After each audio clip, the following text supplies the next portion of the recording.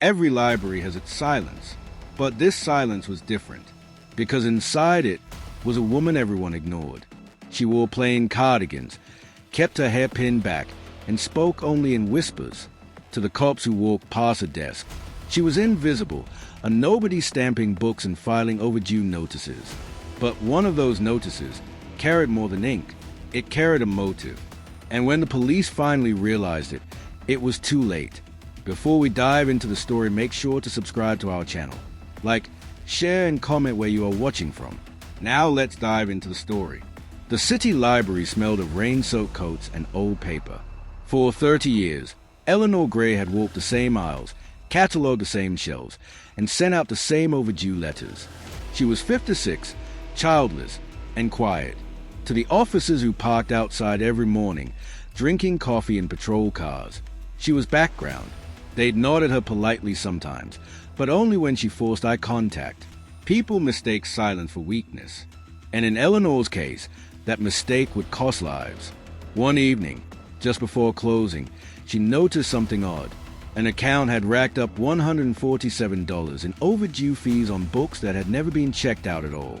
The borrower's card was a fake, but the address linked to the name led back to the police precinct itself. At first, she thought it was a clerical error, but when she went to report it, the desk sergeant laughed. "Lady, we don't care about your fines. It's just books."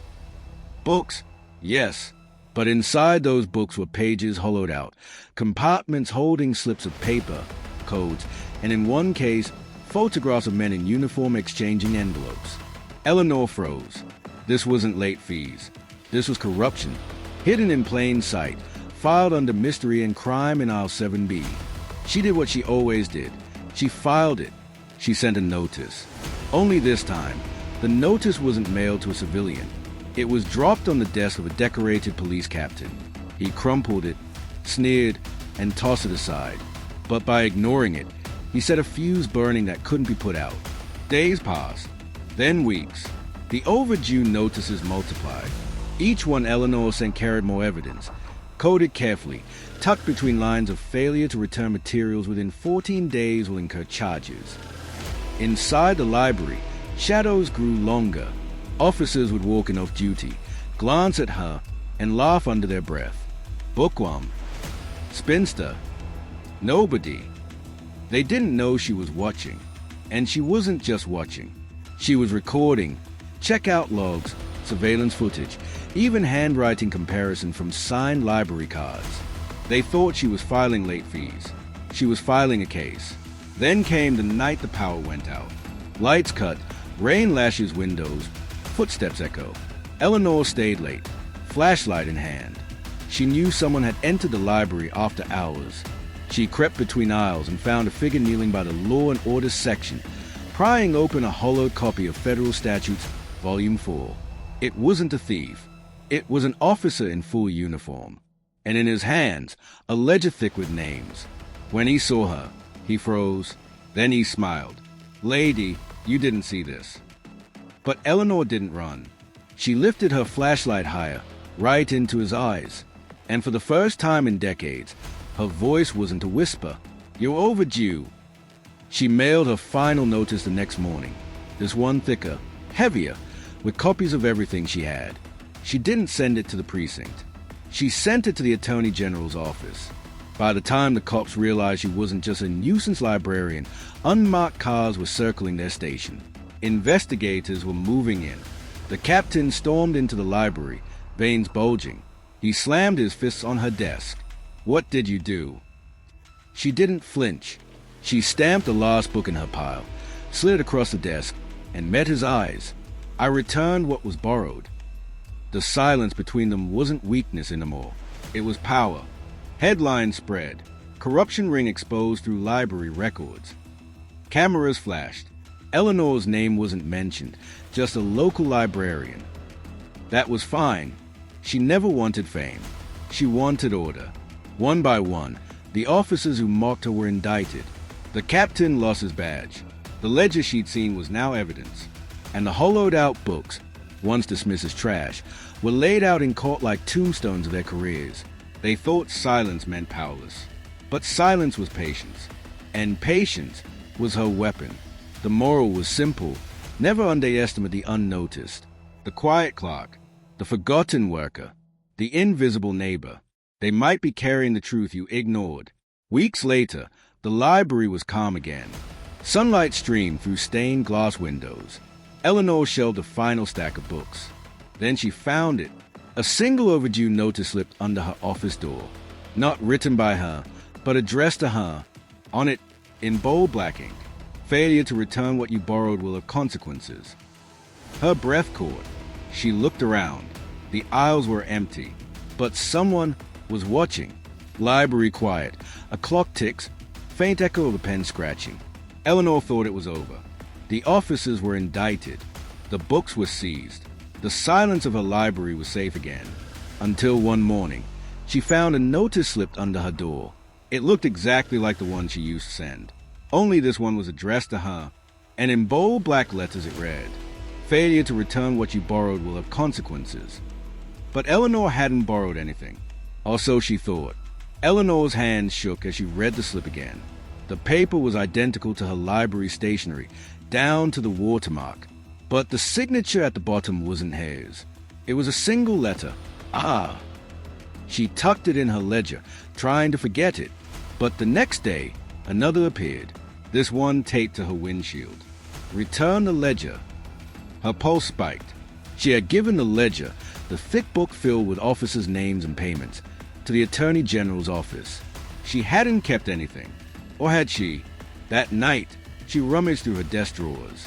At the back of the lowest drawer, under old book fair flyers, she found it, a single torn page from the ledger. She hadn't realized she kept it, but someone else had. Thunder cracked, lights flickered in the library. The phone rang. When she answered, a man's voice whispered, "Overdue, Eleanor." The line went dead. Days blurred. The library aisles became hunting grounds. Shadows moved where no one walked. Books appeared stacked in patterns she hadn't arranged. Then she noticed them, men in plain clothes, sitting in the reading room every evening. They never borrowed books. They never spoke. They just watched. One night, she locked up early. As she stepped outside, a car idled across the street. Its headlights blinked twice, like a signal. She hurried home, heart pounding. The police had mocked her once. But this wasn't them. This was something darker, something older, something that didn't forgive debts. The next morning, her mailbox was stuffed. Dozens of overdue notices, all with the same signature. Ah. The message was clear. They didn't want the officers. They didn't want justice. They wanted silence. And the torn page she'd kept was a key. Eleanor had a choice. She could destroy the page and hope they stopped. Or she could use it, one last overdue notice, to strike back. She chose the latter. Late into the night, she typed an anonymous letter. She copied the torn page and mailed it to 3 places. A journalist she trusted, the Attorney General's deputy, and, most dangerously, to the very precinct where the corruption began. Within days, the city buzzed again. Headlines screamed. Second ledger page emerges. Subpoenas multiplied. Investigators widened the net. And Eleanor? She waited. The men in the reading room didn't come back. But the voice on the phone did. "You've borrowed more than you know." She hung up. But in that moment, she realized the truth. This wasn't just about the cops. The ledger reached further. Judges, businessmen, even politicians. And the one called was still at large. Eleanor walked to work under gray skies. Reporters swarmed outside the library now, calling her a whistleblower. She kept her head down, clutching her cardigans tighter. But inside, she was shaking, because she knew justice wasn't finished. It had only pulled at the first thread. The Attorney General called her personally. "We need your cooperation. The ledger was bigger than we thought. You've done well, Eleanor, but we need you to stay safe." Safe. The word echoed like an empty shelf. That evening, she returned home to find her door ajar. On the kitchen table sat a library book she hadn't seen in years. Its title, The Debt Collector. Inside was another notice, this time handwritten. "Your account is still open."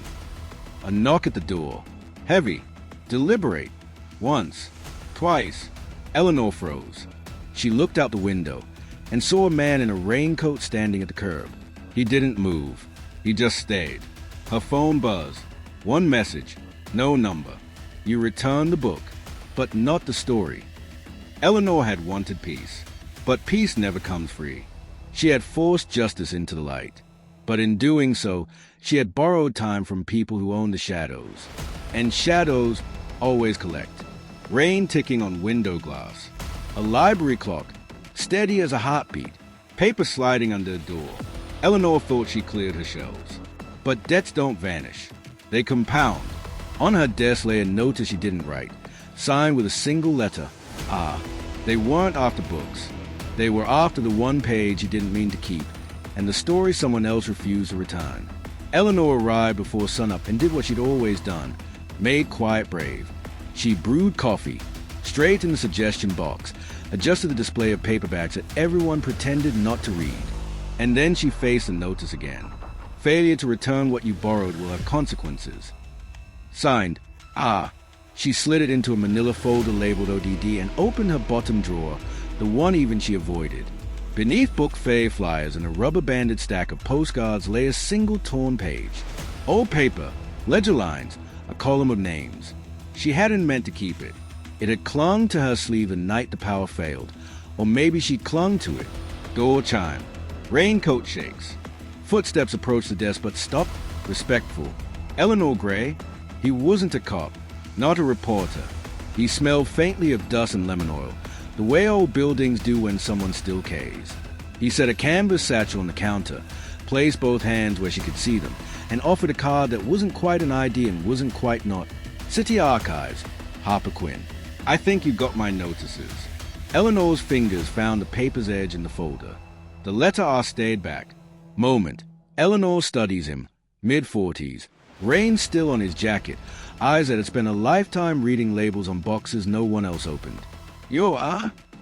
Registrar. People shorten it. Sometimes to my initial. Sometimes to a threat. He didn't smile. He didn't sit. He simply unzipped the satchel and pushed across a plastic reel in a gray canister, the kind you only see in museums. Microfilm. You think your ledger is new. It isn't. What you found is volume 12. We have volumes 1 through 11. But not here. Not anymore. Who took them? The same men who laugh at overdue fees. The same men who don't return what isn't theirs. He tapped the canister. This one they missed. Rain swells. The library's lights hum. In the stacks, children's books waited to learn to whisper. In the foyer, the suggestion box pretended to be helpful. And between them, at a desk that had seen 30 years of quiet, two people weighed a city. They threaded the reel in the back room, where the library keeps its bones, teaching posters, retired globes, a card catalog no one can bear to throw away. The machine glowed pale. The words rose like stored weather. Names, not just cops. Contractors, judges, a civic club that smiled in every ribbon-cutting photo. Dates laid like railroad ties. Amounts, neat as prayer beads. And at the bottom of each page, a signature block that changed hands every decade with a title that didn't. Registrar of the Records. You signed these? I signed what's real. They signed what was necessary. He explained it without drama. Cities produce paper like trees produce leaves. Deeds, permits, bonds, approvals. Hide a bribe in one ledger and it glows. Hide it across 100 ordinary forms and it disappears until someone reads patterns instead of pages. Someone used your library as a drop because libraries are honest. They thought the honest would never think dishonest. That's what they counted on. That's why you were perfect. Perfect for what? To see it. To make it visible.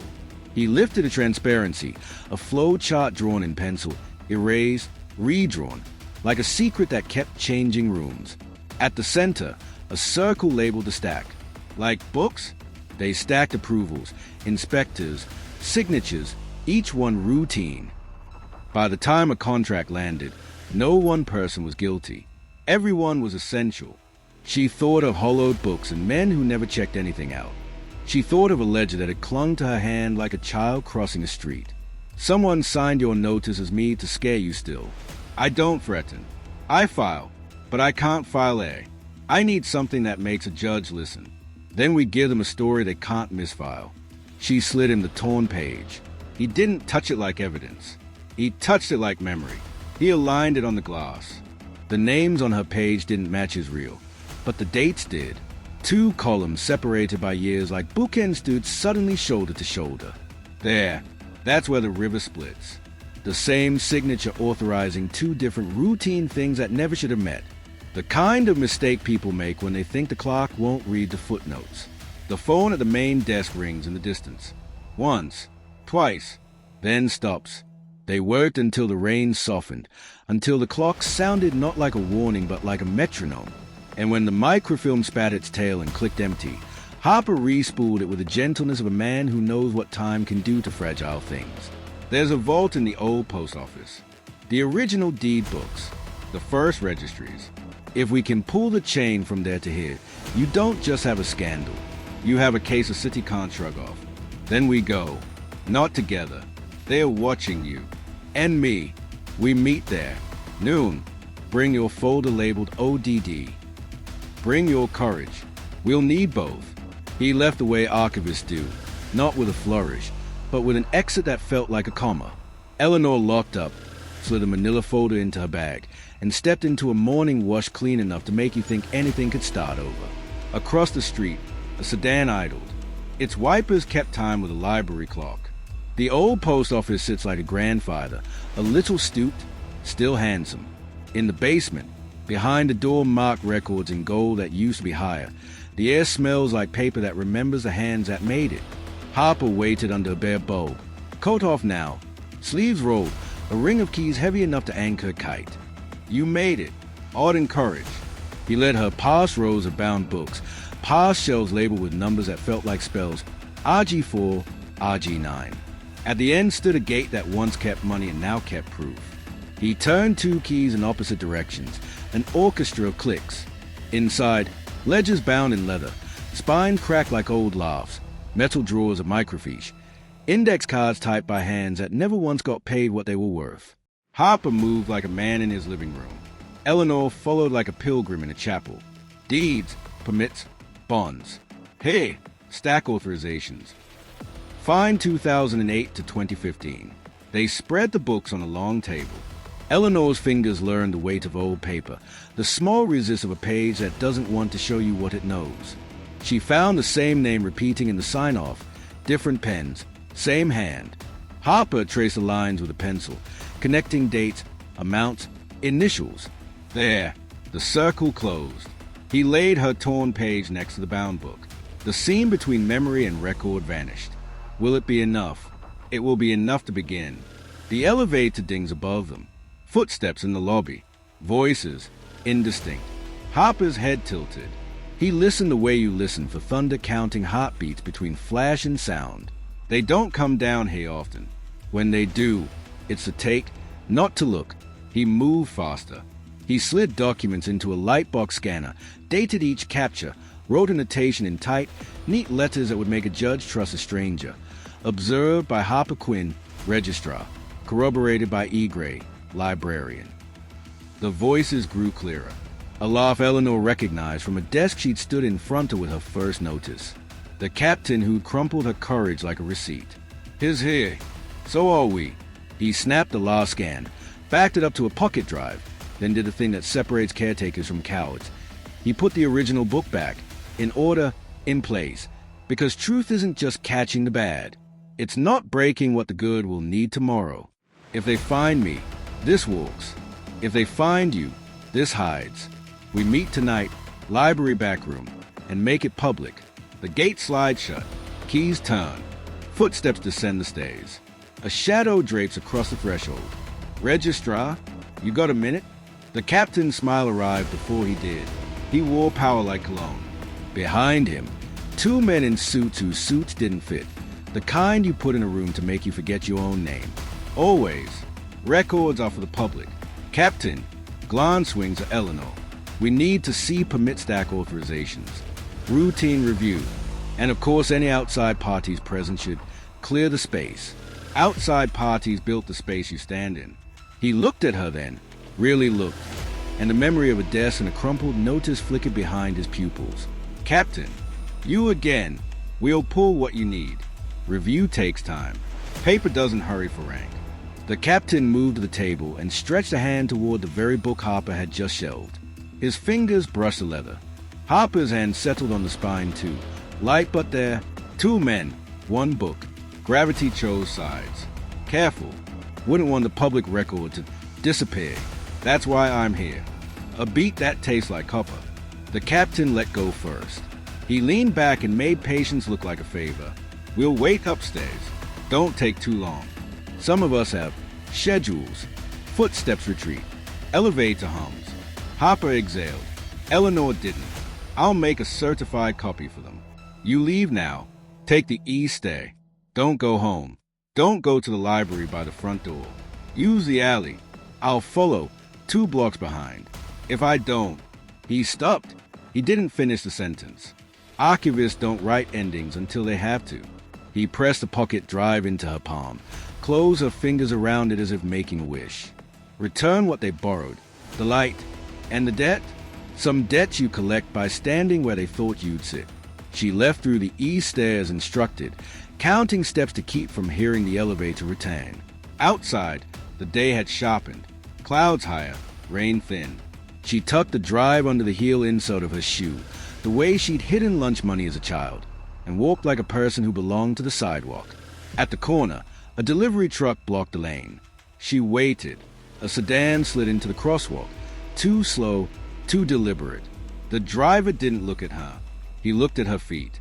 She turned, walked the other way, kept to windows where she could see herself as proof she hadn't vanished. Behind her, the old post office exhaled. People went in and out. No one ran. That's how trouble hides, with manners. By evening, the library's quiet had become a choice, not an accident. Eleanor brewed tea because tea is what you do before a fight that doesn't use fists. She powered the old scanner and laid out a clean sheet of paper for notes that judges like to call contemporaneous. 8 o'clock. No Harper. 9. Rain returned. At 10, a package slid under the staff door. No knock, no footsteps, just a soft scrape like a cat that isn't a cat. Eleanor's chest went hollow. She carried the envelope to the table and cut it with a letter opener she'd had since the year the card catalog retired. Inside, a single library checkout card, yellowed, a key, numbered RG9, and a note, typed, signed with a letter she now hated. Return shelf 27, third ledger, or the archivist pays a fine. The kettle clicks off. The building settles with a sound like old paper sighing. She flipped the checkout card. The patron line was blank. Then she noticed a stamp along the edge, not a date stamp. A seal, the kind you emboss on deeds. Registrar of the records. Harper hadn't signed this. Someone else wearing his letter had. No. She took off her shoe, pried out the drive, and slid it into the scanner. The images bloomed. Ledgers, permits, signatures marching like ants in straight lines they didn't choose. She attached a note to the files with a librarian precision and a citizen's grief.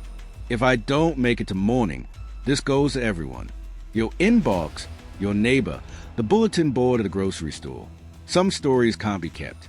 Not by fear. Not by me. She hit upload to a list of addresses she'd built quietly across a lifetime of helping people find what they weren't sure they were allowed to want. A car door outside. 2 more. Boots. Not hurried. Certain. She pocketed the key marked RG9. She tucked the drive back into the shoe because habits save you when courage forgets how. She turned off the kettle because care is not wasted just because danger is near. The staff door rattled. A voice, Cerebral Bastille. Library's closed. We need to ask a few questions. Questions belong with records. If you want answers, bring a warrant. And a pencil. A pause. Then a laugh. Then the sound of a lock considers its options. She crossed to the microfilm reader and removed the reel. Not the one from the archives. That one was gone. A different reel. The children's summer reading list from 1998. She clicked it in, hit project, and flooded the back room with images of smiling kids gripping books bigger than their faces.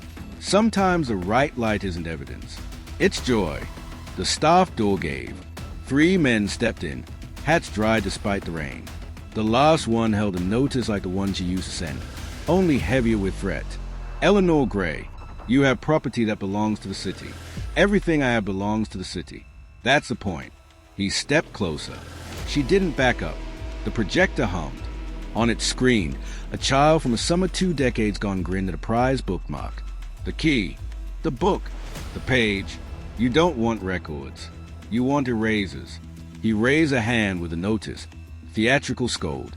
She raised a kettle. Not hot now, just metal, because sometimes theatre needs a prop. They both stopped, aware of a line they were about to cross. The front door bell chimed. Not the staff door, the public one. Shoes on tile. A voice that could carry a courtroom without a microphone. You want records. You can see them. Through me, the Deputy Attorney General walked in, 2 investigators behind, badges honest, eyes alert. Behind them, neighbors. Not many. Enough. A teacher who knew Eleanor's name. A teenager who'd done homework at table 3. The custodian who fixed a photocopier by whistling to it like an old dog. Public is a spell. It makes shadows nervous. Any claim you make, you'll make on camera. Any paper you take, you'll sign for. Any threat you deliver, you'll hear again, to a judge. The man with the notice assessed the room, ran a mental math, and chose retreat dressed as manners. Just doing our job. Then do it where jobs are listed. The men depart. The bell chimes. Rain again. The deputy turned to Eleanor, saw the reel of children on the wall, and lowered his voice. Where's Harper? They want shelf 27. Third ledger. RG9. Then they didn't find him. Yet. He took the key, weighed it like a favor he didn't deserve. He nodded to the investigators. One stayed by the door. One went to check the alley. The neighbors folded into chairs like a congregation when a storm finds a church. Eleanor went to the desk, took out the suggestion box, and emptied it. On top of more mystery books, and fixed the printer lay a single slip. Return what was borrowed. The archivist. Signed, Ah. She looked up. The deputy met her eyes. Neither blinked. Justice isn't only catching men with ledgers. Sometimes it's refusing to let them write the last line. Tonight, Eleanor learned the difference between keeping records and keeping people. She chose both. The deputy held up the key. The neighbors sat a little straighter. The projector hummed, bathing the room in children's faces. Yesterday's proof that tomorrow can be better if today survives. We go now. RG9. You come if you can. Or you stay and keep the lights on. Both are brave. I'll meet you there. I have something to upload first. They left in pairs. Eleanor turned back to the scanner, attached one last note to the file that would soon be many people's first coffee. The public record is ours. She powered down, locked the desk, slipped on her coat, and that's when she noticed it, tucked spine out between gardening for beginners and great American speeches in the staff-only shelf a patron never sees. A library book she'd never catalogued. No barcode, no dust. She slid it free. It was a ledger, leather still warm from a hand. On its first page, 3 words stamped deep enough to bruise. The stack, Master. Between pages 1 and 2, an envelope. Inside it, a Polaroid, recent, flash burned, of Harper Quinn sitting on a chair under the post office's bare bulb, hands bound but face unafraid. On the back, one line in the same neat type that had haunted her weeks. Due at midnight. Signed, Ah. The library clock ticks louder. Rain sharpens. Somewhere in the distance, a siren chooses a direction. They wanted a book returned. Eleanor was going to return a person. Rain hammers against the library windows. Eleanor clutches a leather-bound book, the stack, Master, in her hands. She pulls a Polaroid from the envelope again. Harper tied to a chair, eyes steady, jaw set. Due at midnight. She glances at the clock. 11:17 p.m. Her heart pounds as she slips the photo into her coat pocket and grabs the keys marked RG9. Without hesitation, she locks the library door behind her and steps into the storm. The old post office looms in silence. Its marble columns glisten with rain. Eleanor pushes open the side entrance with trembling hands, the brass handle cold. The basement air hits her, damp stone, mildew, dust, and something sharper, like sweat left too long. Her shoes echo on the stairwell. She grips the key tighter, following faint light spilling from beneath the vault door. Inside, Harper sits exactly as the Polaroid showed, bound to a chair, a single bulb above him, casting hard shadows. I told you not to come. I'm not here to borrow. I'm here to return. From the shadows, a figure steps forward. A tall man in a tailored suit, overcoat draped across his shoulders, his hair slicked back, a faint smile cutting his face. The one known only as R. You've been quite the clerk, Eleanor, filing what should have been forgotten, sending notices no one asked for. He gestures lazily toward Harper. Ah, you see, debts aren't about books. They're about control, and you've upset the balance. You hid your crimes in record because you thought no one read them. But I did. Ah, you think exposing a few officers changes anything. This ledger, he taps the book in her hands, is older than you, older than me. Cities are built on overdue accounts. You can't clear them all. Eleanor looks at Harper. His eyes meet hers, sharp, commanding despite the ropes. RG9, the key. Eleanor realizes. She turns to the steel vault at the far end of the room, the one marked with fading gold paint, RG9. Her hands tremble as she slides the key into the lock. The mechanism groans, then clicks open. The door creaks wide. Inside, shelves of ledgers stretching floor to ceiling. Thousands of pages, deeds, permits, authorizations. The bones of the city. At the center sits a single pedestal, and on it, a leather-bound book identical to the one she carries. The real master ledger. This is everything. Ah, exactly. And that's why it can't leave this room. He pulls a pistol from beneath his coat, the click of the hammer echoing against stone. Eleanor freezes, clutching the book tighter. Harper, fierce. Don't let him write the last line. Footsteps thunder on the stairwell. The vault floods with light as a deputy attorney general and investigators storm in, flanked by armed federal agents. Their guns rise, voices sharp. Drop the weapon. Step away from her. Art doesn't flinch. His smile widens as he keeps the gun trained on Eleanor. You think you can erase me with paperwork? I am the record. Eleanor's hand tightens around the master ledger. Then, in a motion steady and deliberate, she steps forward, holding it high so everyone can see. No, you're overdue. She slams the book onto the pedestal. Dust erupts. The agents move. In a blur, eyes tackled, his gun skittering across the stone floor. Chains of authority snap shut around his wrists. Harper is freed.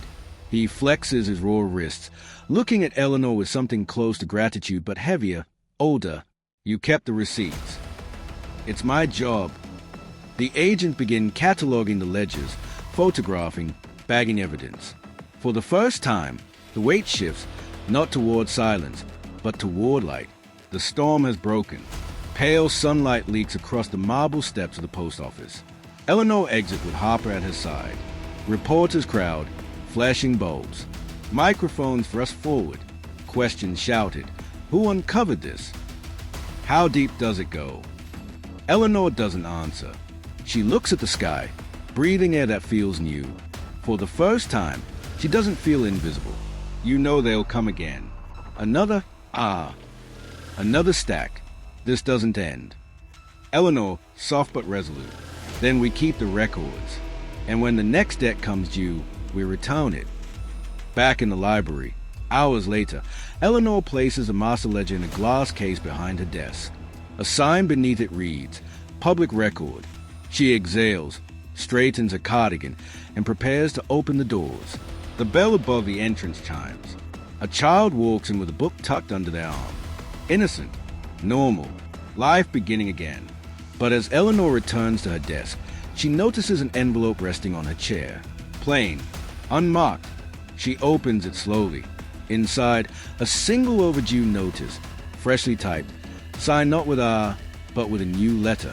Failure to return will have consequences. S. Her hand tightens. The library clock ticks louder. Justice has been served, but the story isn't over.